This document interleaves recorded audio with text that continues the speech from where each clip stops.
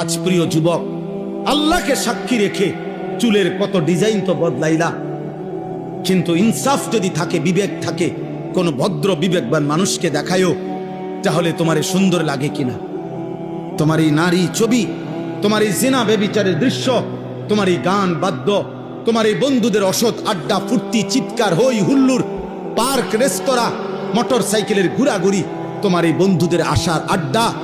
আর এই উচ্চ কণ্ঠের অনর্থক কথাবার্তার এই গুনাহ, আর রাত্রি জেগে অশ্লীল উলঙ্গ ছবি দেখা, নারী দেখা, নারীর নাচ, নারীর কথা, নারীর গান, অসভ্যতা দেখা,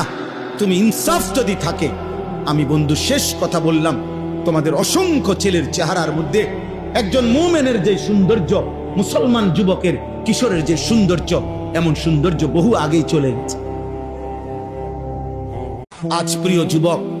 আল্লাহকে সাক্ষী রেখে চুলের কত ডিজাইন তো বদলাইলা,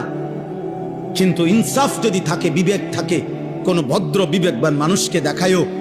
তাহলে তোমার সুন্দর লাগে কিনা? তোমার এই নারী ছবি, তোমার এই জিনা ব্যভিচারের দৃশ্য, তোমার এই গান বাদ্য, তোমার এই বন্ধুদের অসৎ আড্ডা, ফুর্তি, চিৎকার, হই হুল্লুর,